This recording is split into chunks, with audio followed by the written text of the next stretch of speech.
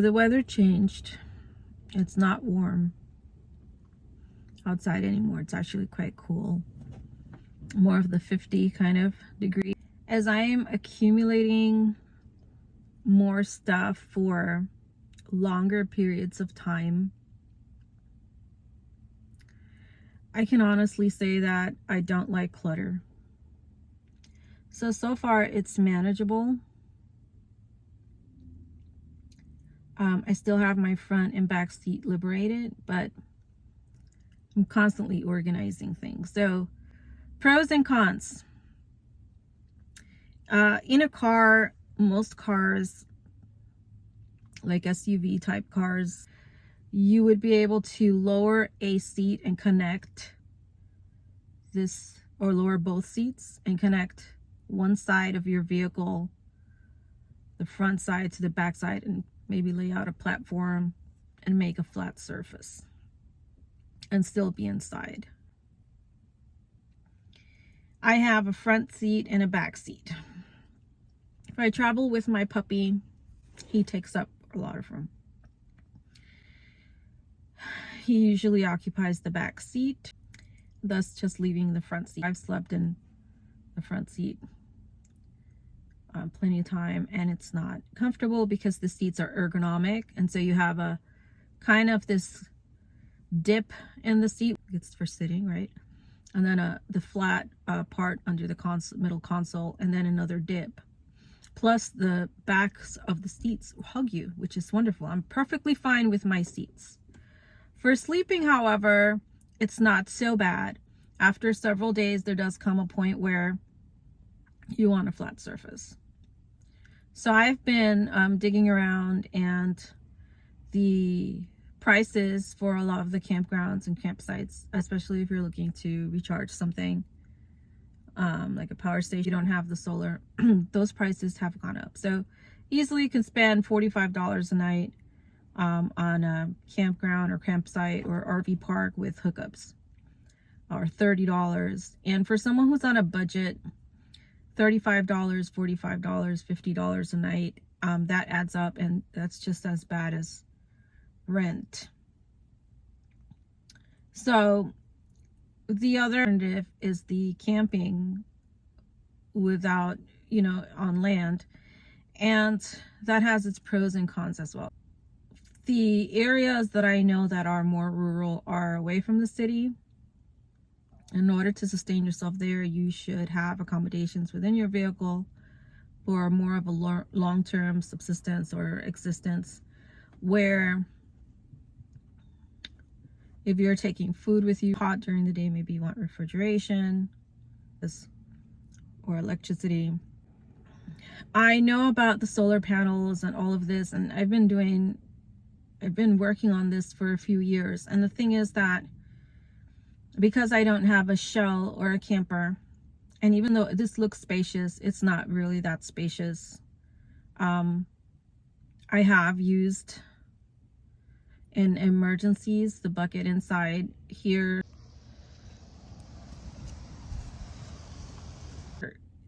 Outside, I'd rather use it outside, even if it's cold. However, you don't always have that opportunity. Inside, it's a little difficult. It's because you don't have a flat surface where you can kneel, because the floor is the same. It has a dip, a curve, and then another dip. And I've thought about putting a board and all of these things, but then that would raise the bucket, and I wouldn't really fit if I sat on it. Or I could put a board and then leave the bucket. Would it hold my weight? I don't know. It would raise me up. I get in and I bend over, quite a ways. I bend my knees. This front seat has to be pushed all the way up so that the bucket can be flat and I can sit, you have some elbow room. Let's not even talk about back there, because there's only like less than a 2 foot space between the floor and the cover. Right now it's just really for hauling things. The situation for most people in a pickup is the shell, right? Getting a shell camper or a custom camper, because you get height. For some people, you're able to stand or sit. You can lay out platform and have a counter space without towing. If not, they get a camper or a trailer. The pro of a pickup is, of course, the maneuverability, the possibility for the off-roading, the security. Now, why am I talking? Because I had a car. Between the small car and the large car, the small car is very economical. It was quick, you know, it was easy to maneuver. However, it was smaller, and even in the snow and ice, I've been able to get out of certain situations, which I'm grateful for, because I have been in the rural and the remote. So, and I like that I can have space to carry things. Let's talk about the shell. The shell is, right now, it would have to be custom, because you saw I have 3 boxes as well. If I can't just put a topper, any topper, if I want access to that cargo space.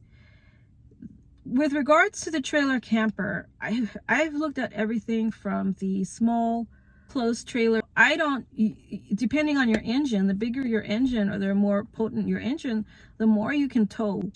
Are you going to buy it new? Or are you going to buy it used? So I would like a rig with a better engine. And I looked into the vans, because the vans, for many people, you can stand up in them with the high top. And for many people, you can kneel, and you can have a layout where you can actually have, like, you know, a space for a kitchen with a little sink. And with regards to pickups, most people utilize the rear space, the bed of the truck, where they lay out a platform, a mattress, like a foam mattress. Or they have a camper, a shell, or a topper. And what I mean by that, it's like, you know, by size, right? So you get another additional 2 feet, let's say, of space, more or less. So you'll have like 4 feet. And so for most people, you can kneel in there and stand and be upright. And then you have, you know, either 6 by 4, 8 by 4 space to work with on your bed, you know, on the bed of your truck. That's for, then there's the shell or the camper, right? The shell is maybe a little taller, and then the camper is something that and there are different types. That's an investment, even if you get it used. I mean, unless someone gives it or donates it to you. But then again, you know, you have to find the right fit, etc. So I looked into these things: toppers, shells, and campers. These are the thoughts that came to me. Is this a really good shelter? I don't know where that came to.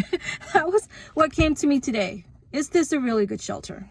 In certain situations, I would say it is. I have slept in here in the middle of winter, and it was cold. I mean, I had to wake up every 2 hours, and turn the engine heater on, because it was a spontaneous, kind of an unplanned, you know, a circumstance where I found myself just out of funds, and not really a place to go during that time. And I thought that I would make it through the night, or through actually the week. Look, I didn't have any of the reflectix for windows, and if you're going to sleep in your vehicle in the wintertime, the thicker air bubble reflectix or foam or whatever you put on your windows to actually insulate, because the windows get very cold. Like, it's just a pane of glass, and all of a sudden on the other side there's wind, and there's just this frigid, you know, air. And I slept through that, and I made it through those days. But you do notice that it's, you know, I really didn't get much sleep. You know, I would sleep an hour at a time. However, what if the temperature would have dropped? What if, you know, what if there would have been a snowstorm? What if? Those are all variables and possibilities. We had a very successful camping season, where everywhere you looked, there were campers everywhere, and just the city was just abuzz with camping and with RVing, and I didn't have a problem melding in, even if it was the middle of winter. And my thought was warmth. That was my first thing. Warmth. Benefits of an enclosed trailer or a one that you tow, a camper that you tow, or a trailer that you tow, is you can get one with a furnace, or you can buy a Mr. Buddy heater, or I've seen campers with, these kinds of things with very small wood stoves, where they have a dedicated and committed place with all of the necessary items, fire repellent items that you need, and all of the exhaust, systems for exhaust vents and all of these things, to keep a very small or fire, or you have a furnace, or you have a system where you can get heat, where, for example, if you're out in the boondocks, we used to use that word a lot when I was younger, and now that's just a huge word. If you're out in, in rural camping, and I don't know about this in the middle of winter, about using a gasoline powered generator where you can plug in, because you need a constant source of heat. Now, for some people, if you go to sleep very late at night, and you're just constantly active, still, it's nighttime, it's dark. Unless you have an RV where you can be active and watch a DVD movie and just stay awake and covered, where you can go without sleep and be comfortable. When you're in this pickup, if you want to be stealth, number one, you shouldn't have your lights on. Okay, or they shouldn't see them. And I didn't have the covers, so darkness was the best. And so if it's dark, you're not watching a DVD, unless you're under something, and still you're trying not to get attention to. So that's how I got through that week, right? Those couple of weeks. I didn't draw attention to myself. It's dark. So, and I don't mean to ramble on, but what I'm trying to get to is heat, right? So furnace with stuff, electric, someplace, or some kind of power station, really huge power station where you can plug in, and you can have constant heat. These electric heaters pull a lot of energy. So if you want a good one that's going to heat up your space, you have to have a source. So if you're not at an RV park, so we're talking about stealth camping or dispersed camping, or stealth parking, or rural or remote, like a boondocking, because we're trying to get away from the campsite. So if you have money and you want to spend on a campground and you just want to pull up, the best thing would be to have money, pull up, get a contract with an RV park or something like that, an agreement, and then just plug in an electric heaters. That's the best thing for me. And this pickup, the best thing for me is that, why? Because a Mr. Buddy heater does not work in here. It's very confined. Mr. Buddy heater requires space all around it, but it also requires oxygen. I mean, not just because to avoid fires, but the propane doesn't turn on without a constant source of oxygen. So you'd have to open your windows, your back, and it has to be a good flow of oxygen. That didn't work in here for me. I've seen it work for some people in a van, because if your van is sparse, or you have this height without, where you can place it on the floor and you have space to the front, to the back, to the left, to the right, and you have height, and maybe you crack a window, it works, and because I've seen it work. In here, I have tried it, the propane, as a test, with the windows closed. It didn't work, and I understand about cracking the window. You could smell the propane. It's just, it for me, it's like having it in a car. I don't know how many of you have this in your car. Maybe you can comment in the comment section. But for me, I had a very small propane heater, and it didn't work. Just kept shutting off. I had to feed it with my vent air and an open window at the same time for it to stay on. And really, where am I going to put it? The floor space, like I said, I have to push this up for me to be able to use that bucket back there. I would have to sit it on the seat, perhaps. I don't know. Right now, I had my animal. I showed you my pet, and or put it here next to me. It's just, there's just no place for it at the moment, or hang it. I don't know, I haven't tried that, but you're trying to be stealthy. I don't know about hanging it.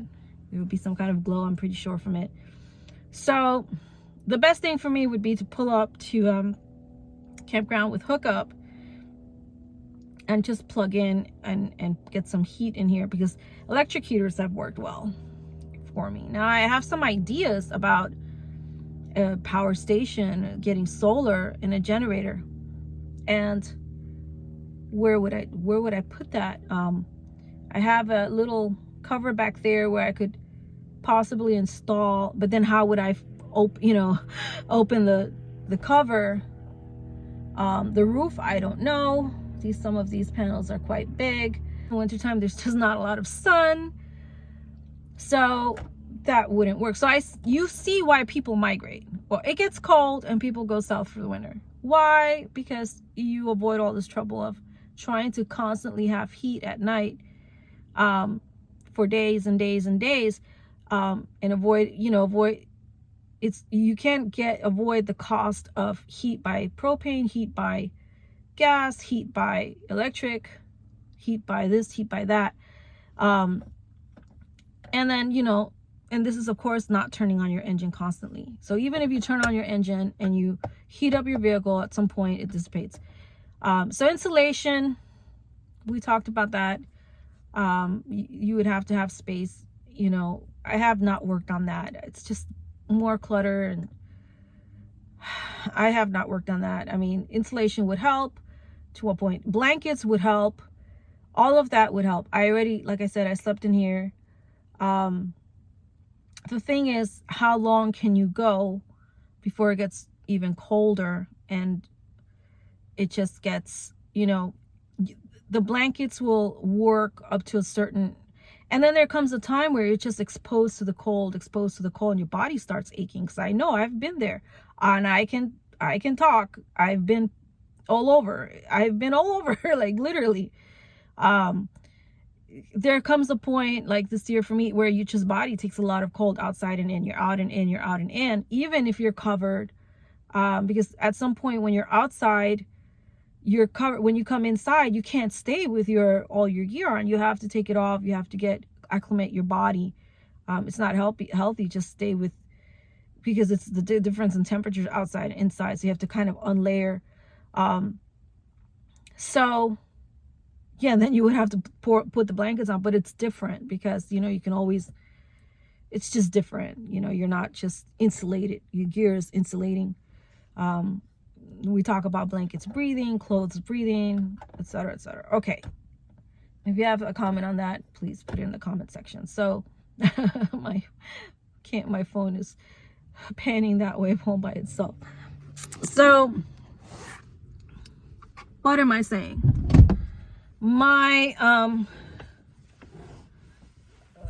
So I have some ideas about heat, but they all are not cost effective. They require investment, right? And space. So I'm thinking about heat. And if you are stealth camping or stealth parking, or you're boondocking because you're on a budget, investment might not be timely, investment may not be feasible, investment might not be possible, unless you do it little by little, or for some people they have to save, or you get it financed, or like, so we eliminate, so solar, not a lot of sun, right, in the wintertime up here, so that's out of the question. Propane, out of the question. Electric, you need some place to connect. And what else can we talk about? Heat. And we don't want to turn on our engine all the time, on and off, on and off. It's not good for your engine, from what I understand. Right? Just constant, that creates friction, right? Wear and tear. So, and then we're trying to stay away from paying, and you know, the RV. Now there are a couple of options with regards to our RV park where you can connect, but again, that's a rent, you know. And Alaska, you're not going to get an RV park rent up here for, you know, a monthly rent that I know of for, you know, $150 for the month in the middle of winter that I know of. I mean, if you know of one, please, you know, where you have a community and you have access to laundry and facilities and amenities, and Wi-Fi, and then you have water and dump, and you know, you can connect electrically, that I know of, or 200 or 250 that I know of. So you're back to 700, let's say $400, $500, $600, $700, $800, depending what site you get, where you are. And I don't even know about that $400. Right now, the cheapest site that I found, yeah, about $500 or $600. Yeah, about $500 or $600. So you're paying rent. Okay, and I haven't checked into the Airbnb or somebody loaning me a parking space. That would be an option, right? So I'm dwindled all the way down to there. So I'm still at RV park. If I wanted to do this up here in the wintertime, which I don't know who does, some type of investment for facilitating electricity, because I'm veering away from the propane and the gas, because I don't have a shell or a camper, or either a camper, a bed top camper, or some type of trailer, or, you know, tow a trailer that can be towed, or a camper that can be towed. Now, which is where I was at the beginning. With regards to the towing, and then I'm limited in that as well, right? Because of the weight, but also because of snow and ice. You know, it has to be some kind of outdoor. I would think if I want to use it in a rural setting at some point, or if I find myself in a rural setting, which I have plenty of times, it would. And I had actually a very old trailer.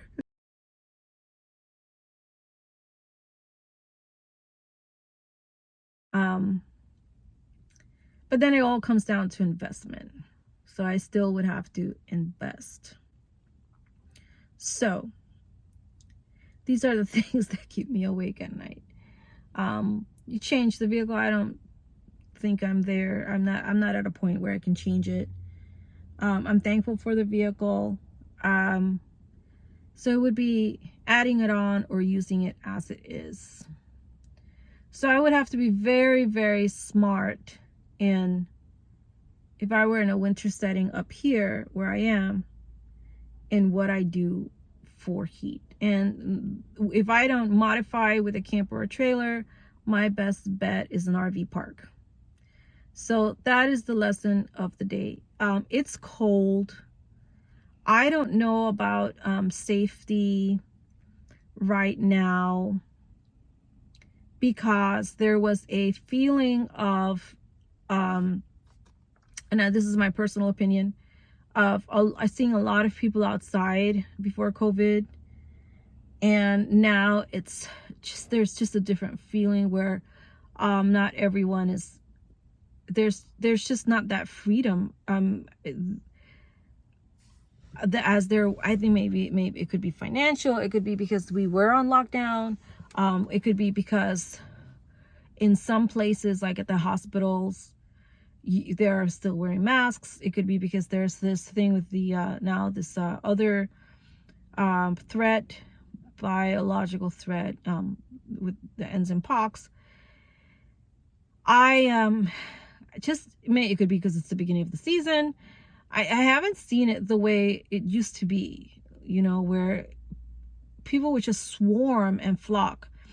And a lot of places that you could stealth camp overnight or stealth park, even if it wasn't stealthing, it's just outright parking or outright camping overnight where you could sleep. If you're in the city for free, you know, with the condition of maybe you did some shopping. People talk about 24-hour Walmarts all the time.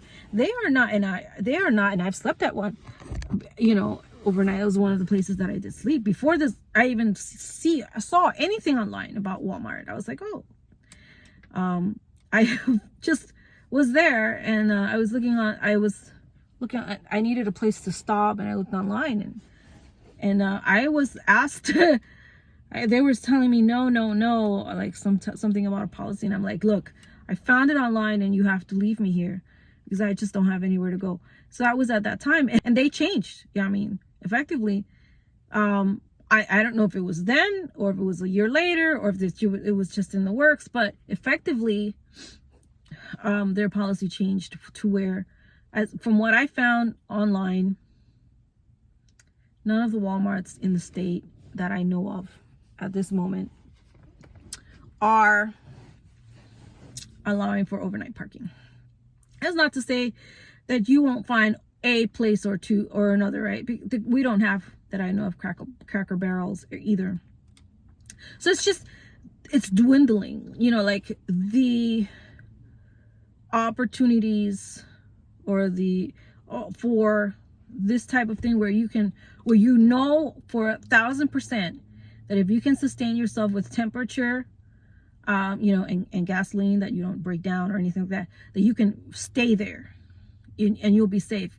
Some of these places, you know, have security, or now there's the question of safety, right? But where you know that there are other people probably doing the same thing as you, and there are shoppers, and there's a security guard, and you know, if you need to call someone, you can yell, and there's probably someone 2 spots down. So relatively safe, right? Because everyone has their concerns. Back to rooftop racks and cargo racks and all that. So then there's the talking about safety, there's the idea of, okay, let's take everything that's taking up space inside of this cabin. We can convert this cabin, which is a great idea, which is what I'm thinking also. And let's take that and let's put it all outside. Let's get a roof rack and let's get a cargo rack. And the issue with that is security. These are, because I've lived it, these are the things that go through my mind. I want to park and I want to walk away. How safe and how secure, you know, is my gasoline tank just hanging on the side of, you know, if it's not a 24-hour thing, if I'm not with my rig 24 hours, or whatever you put out there, you know, how safe are these, like a Thule? And I've heard of these things where they're lifted off, you know, and I don't know how common that is, or uncommon. It's a possibility. Let's say even if it never happened in the history of mankind. And that's not to say I won't get one. It's just that now, if I were to invest in a Thule or a cargo, which I'm interested in, and I have to choose the right one, and I would take you through that process, what I would have to invest additionally, right? So it's the roof rack, the installation, unless you do it yourself, or like I said, you get one gifted to you, you buy a used one, and then the security measures. And I have traveled with stuff with rope, just tied down with rope, and been very lucky, very, very lucky, and very thankful. However, there are people that have had issues where, you know, they have had to take it to another extreme. So it's a full-time thing, and I'm so dependent. I would really want to secure these things because I need them. I invested in them. I need them, and I just don't want to lose them, or I don't want any kind of damage. So I think about these things, and then, but if you're also running around with a roof rack and whatever you have up there, whatever cargo option that you get, and then on top of that, let's say chains or cables or whatever, locks, you know, how stealthy is that? That looks very kind of like obvious in a way. So these are the things that go through my mind, and I'm left with, it's all going to be about money. Now, it's either what you spend at the moment for a thing that you can use and drive around with, that gives you comfort, that provides shelter, a really good shelter in all of the seasons, especially in the worst of seasons, or finding shelter where you can park your rig and you can get certain amenities and facilities and then spend monthly. So those are options. It's not to say that it's not impossible to just take cover inside. And I do have lots of blankets, and it's besides the actual, you know, like infrastructure of all of these things, just safety. You know, people say all the time that when you're in a group and you're traveling in a group, you feel safer, right? Especially if you know people and you spend time with them, etc., depending who they are, you know. Let's say even if it's just start with family and friends and then just maybe some type of social group. There's this issue of safety, you know, even if you are just show up somewhere and you don't know anyone, but you're all there, and you have to be careful because sometimes you think you're all there with the same objective and everybody has such a different personality that you're like, whoa, you know, I thought we all had the same objective. We're all here to camp. And then all of a sudden, you know, this one has their reason, this one, that. Sometimes people are not just out there camping, you know, who knows, maybe they're traveling, maybe they're passing through. I don't know. I've encountered people with different personalities where I'm like, oh, I thought we were going to have a nice day camping. All of a sudden, you know, some people are wake up really angry. I don't know what it is. I'm minding my business over here. I don't know what they're going through, what their experiences are, but you think that people are swarming and flocking and they all have the same objective. So what's safer? You know, is it safer to be, you know, especially if it's snowy and icy? So there are all of these variables, right? And why am I having this conversation with you? Because it's June and it's going to be cold tonight, and I'm thinking about heat. Now, there are all these little things you can do. Besides blankets, the electric blanket, understood, still need somewhere to plug it. I understand about the 12 volt. I'm just not touching my 12 volt. I'm not touching my just putting stuff in my vehicle. I'm not doing that. If you do that and it works out for you, that's great. Electric blanket, that's an idea. Need a place to plug it. That's an investment. I'm looking into it. Someone said something about candles, and I looked into that. I tried that. You can get a little bit of warmth from a survival candle. 20 below, 10 below. I don't want to take it to the extreme. Let's just keep it, you know, average temperatures here. I don't know. Then there's the fire issue, and then still fire needs oxygen. So electric blanket sounds like a good idea. And then, you know, a couple of those. So the investment of where to plug it in. And I always think that the best thing for me, because I can't carry a huge generator or a huge power station right now, is stopping somewhere and plugging in. But my idea is going to a couple of electric blankets. 60 watts, let's go with. Maybe more, maybe 100. So a really good power station. A lot of times if you, like I said, you're gonna plug it in all night, you better have something better than, you know, the watts. Let's talk about watts. So, and then you're gonna invest thousands of dollars, let's say, even if it's $1,000, $2,000. And this thing, how many life cycles can you get out of it, right? Have you thought about that? So I've been looking online and on Amazon for my area, the availability of power stations, these solar generators, or these stations where you can charge via AC are, you know, the shipping up here, it's, you know, you'd have to go to a Home Depot and those, and even those, like, they would have to find it for you in another store and have it shipped. And so gas generator, where are you going to put that? They can be very noisy if you get one that has a lot of wattage. You have to, they're heavy, 100 pounds, let's say. Where are you going to put it? I mean, I can put it back there. That was a thought. They're more economical than a lithium ion battery based power station or solar generator. Those are more compact, more probably user friendly. However, they can be more expensive depending on how high your wattage is. That, my dears, that's the thought of the day that I have taken myself from spending thousands and thousands and thousands of dollars on these add-ons and maybe bringing it down to something that I can work with inside of my vehicle. So which would be the right one? And right now, let's not even talk about solar generator. In the winter, there's just not a lot of sun. My other thing is, I get this thing and I use it, and I know I would use it. I would plug in those blankets or whatever that I could find, and I would say I use up. You know I was going there. You knew I was going there, didn't you? I use up the electricity in it, right? Where would I charge it? So of course, maybe once a week, but how often would I have to go? And I don't know. A lot of you probably live in the northeast, northwest, where it can be very cold. What do? You know, is it enough for you to park on the street and stealth park on the street the whole winter and be covered up?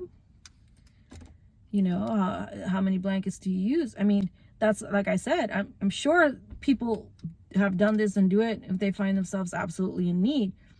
But after a while, the issue of comfort, like I talked about, a flat place to lie on, the issue of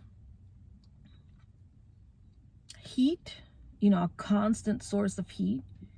If you don't, you can do all these things and you can do them year after year. It comes to the point where you start feeling, you know, you're outside and you feel it, that, you know, you're living outside.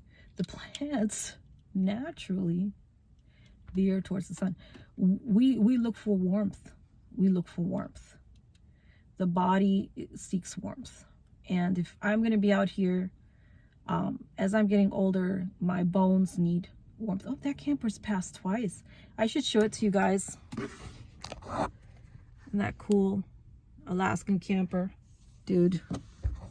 With I'm here. I went and I had a little salad. I'm trying to lose some of my winter weight. I had a little salad,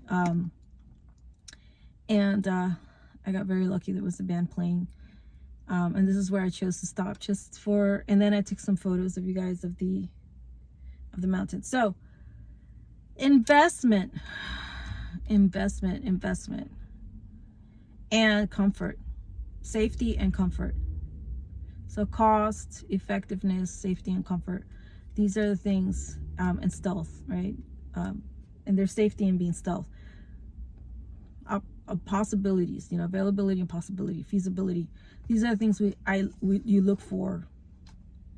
And it's very easy to come up here in the middle of summer and just camp everywhere. I mean, people do it all the time. But like I said, the windows, you would have to make sure you have all these windows, front and back, covered up. It gets very cold. The floor, you can feel the cold on the floor. My experience in this vehicle, if you are winter and you have a day-to-day vlog of 24 hours where I can see that you're spending your day and your night outside all the time in these below zero temperatures in the cab of your car or the cab of your, please, you know, leave a comment or send a link or something. What are you doing? Because like I said, there are people that do this comfortably in a trailer, RV, trailer, camper, with a wood oven, a furnace, a propane gas heater, something in addition to your blankets, because you can have all that on you and they get cold because your body only generates so much heat. You know, dehydrated. This is very dry up here. Very easily you can need to use the restroom at 2 or 3 o'clock in the morning. And if you are just so, you know, you have to take all that, it can be a hassle.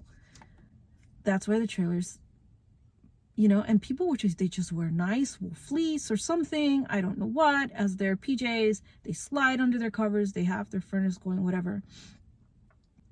They have their heater going and they sleep, you know, they park in maybe an abandoned campground, I don't know. And they have this set up. But let's talk about a cab. Without the build. There's no build, right? And now you see where I'm going now, right? Where it's really designed for you to drive it and have the heater on. Not for you to park and, you know, it snows. I have had pictures of built up snow on this window. Oh, I know. And then piled up snow by the sides of the truck. It snows. It's icy. The windows, they get full of snow.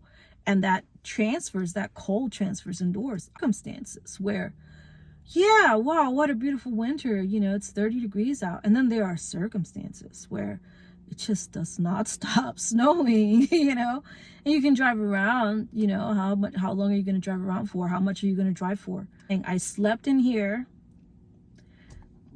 in many different places, in many different circumstances, in many different situations, and with many different goals in mind, because I was doing different things. And this is where I found myself. My thoughts are a constant, the winter's long and it's dark and it's cold and it's stormy, can be stormy. My thoughts are on, this is a possibility because I've done it, but if without the add-ons and the build, comfort, safety, warmth, heat, you can sleep comfortably if you're under a stack of maybe, I don't know how many blankets, but then where are you going to put those too, right? In the summertime, I don't know, where it's comfortable, where I'm saying that you sleep soundly, and where you're safe, where you sleep soundly. Again, why? Because easy, do this a week, 2 weeks, 3 weeks. But 4, 5, 6, 7 months, year after year after year, outside cold, inside cold, outside cold, inside cold, because you don't have these investments, you start feeling it. You know, it came a point that I'm sleeping up against this window and I have a couple of hats on, you know, and I'm still feeling the cold against the door was very cold, because the cold will stick to the things that are on you, and you only generate so much heat. So these are the thoughts of the day.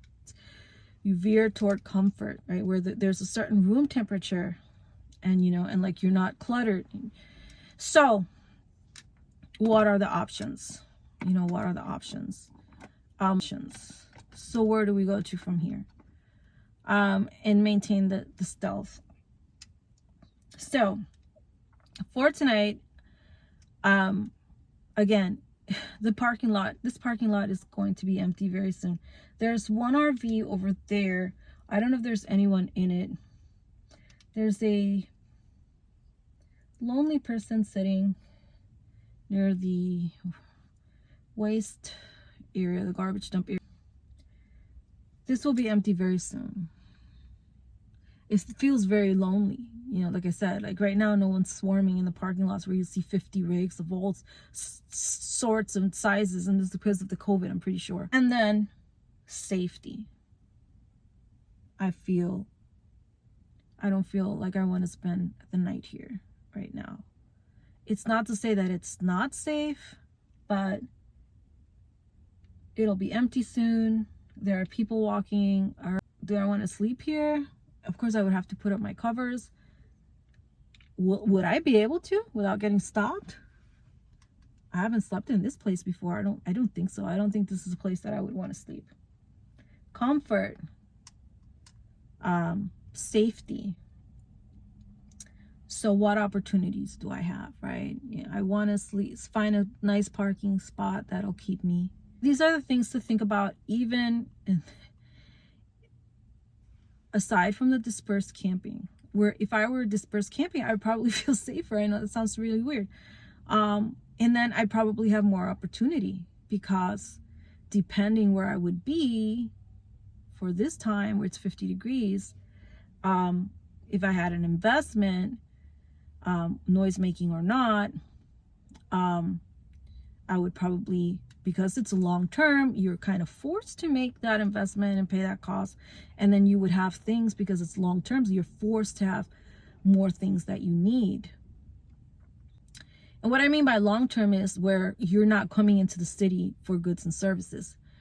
You don't have, I'm not saying you have to be full time, but I'm saying, okay, you have allotted a certain amount of time, 4 to 6 weeks, with certain items, already have the foresight to invest in these items to be able to do this thing, you know, so food, water, fuel, and then tools. I mean, I can go on and on. Medicines, health items, clothing, you know, gear, clothing for wherever you are, for your environment. But you would prepare for that. You would prepare for that. And so, because that's how you would survive and get through it, right? So when you're stealth camping, what happens a lot is you are in your rig without the appearance of camping, and you're in the city, and you oftentimes are in and out of places where you purchase goods and services, whether it be for the day or for a couple of days. So you can be long-term in your vehicle, but without items that are for long-term. It's like there's like a difference between this long-term camping, or even if you're full-time, you know, camping, RVing in this rural, dispersed kind of or boondocking, or etc. And then you're like stealth camping, stealth parking in the city, and you're using, you know,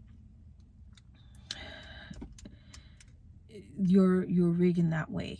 So you can be lighter, you can travel lighter when you're doing the stealth camping. I don't need food for 4 weeks. You're not going to an RV dump, because every day you're throwing out your trash. You know, and there's also the comfort of work wise, you know, how much work do I need to put in to pay for an RV? How much work, investment, maintenance do I need to put into it? Versus being stealth and not having to do that, and just focusing on my day, living on a day-to-day. For some people, that's okay. So I'm okay right now. Would you call it recreational vehicle? Yeah, RV, I said it right. Over there, and I'll watch them for a while and see if they stay overnight. If they stay overnight, then maybe I'll feel a little bit better, you know, even if I'm this side. So I could be okay. And it's 8 o'clock already. Oh my, it's 8:30. I have exactly 8:19. It's 8:19. Can stay here for a while, for a couple of hours. I can sleep here overnight if I feel safe, you know, and I'm stealth enough. I don't think this side is stealth enough. Maybe I'll go to that side. There are more cars on that side. I can sleep here overnight if I wanted to. I could, you know, or rest, or I can leave and find another place, which I was working on as well. Or I could find a site. I could pleasant. And then when you talk about comfort, you also have to talk about your feelings, you know, loneliness. And if you don't have a companion, you know, and you're all day in your truck or all night, how are you going to feel with that? Or if you're not constantly calling people, or they're not constantly calling you, how are you going to feel with that? How are you going to feel with sleeping in an empty parking lot when everybody goes home to their families and you're in your vehicle, you know, sleeping outside? Safety, you know, your mental and emotional safety, things that you need to think about. And then your environment. How do you feel with your climate? How do you feel with your environment? How do you feel with the unpleasantries of things that you may see? You know, is a person still camping homeless? And some people that live in their car consider themselves homeless. Or their vehicle, they consider themselves homeless. And others just find it as a way of life. So things to consider.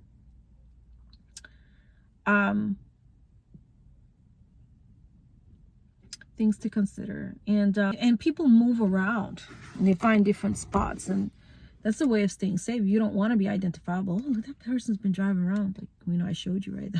That guy was going back and forth. RV's still there. It's almost 9, but there are cars there, and I'm presuming that these businesses here have not closed. But when they close, what will, you can't be the only vehicle in an empty parking lot.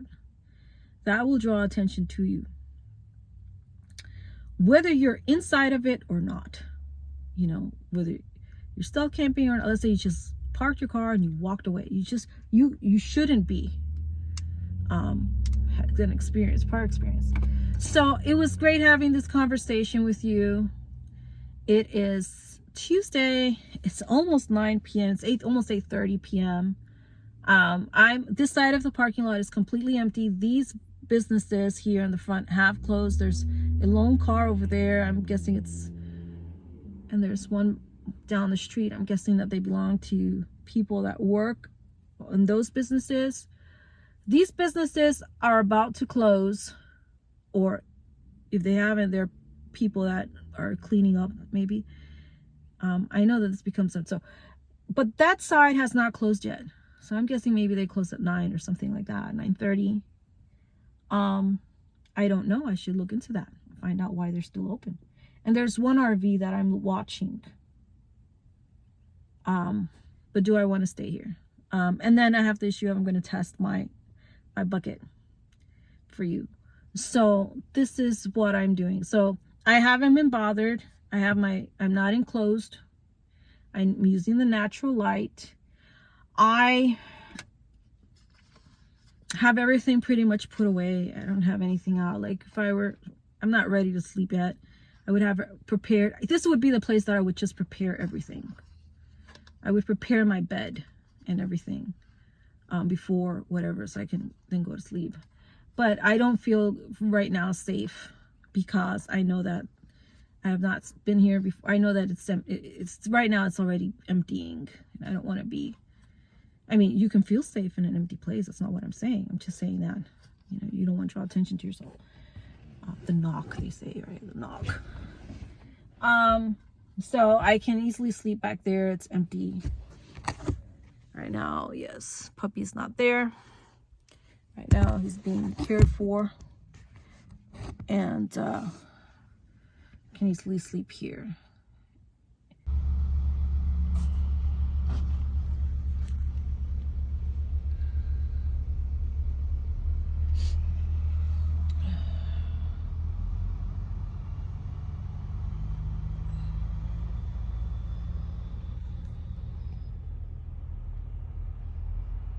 Hey guys, so it's 1 o'clock in the morning and I was scoping out the RV, and just as I suspected, the tow truck came, or somebody came, and I was just sitting here, and lucky for me, you know, I'm awake. I turn on my, because he's ready to tow me away.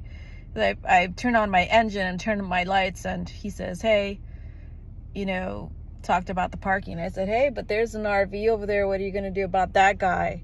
And so the tow truck is right now not doing what he was doing to me, which was he was going to hook me up and tow me away. He's parked in the middle over there, and I'll show it to you. And the RV is still there. So, I mean, do RVers have more clout, so to speak, you know? Well, let's see what he does. I'm going to film him because I'm curious to see about the situation. We're talking about the difficulty of finding, you know, parking, right? Hold on. Just waiting to see what happens. He's not approaching. He was very quick to try to tow me away, but he's not approaching the man or the woman over there or the family. You know, I've been here now a few minutes waiting for something to happen, and nothing's happening. It's a very interesting situation where he's kind of stalling the tow truck. I wonder why. So I've heard of RVers kind of wanting to use their size to take over certain, you know, when their little people around, like smaller vehicles, and they use their quantity and their size. In this case, it's a parking lot. I'm by myself here on this side. It's all one parking lot, however. And they're over there, and I'm getting ready to get towed, and they're just still there. So, you know, what's going on? Anyway, I'm going to call it a night. I'm about to drive away. If you found anything helpful in this video, please like or subscribe, or like and subscribe. And y'all happy travels and safe travels. See you. Bye.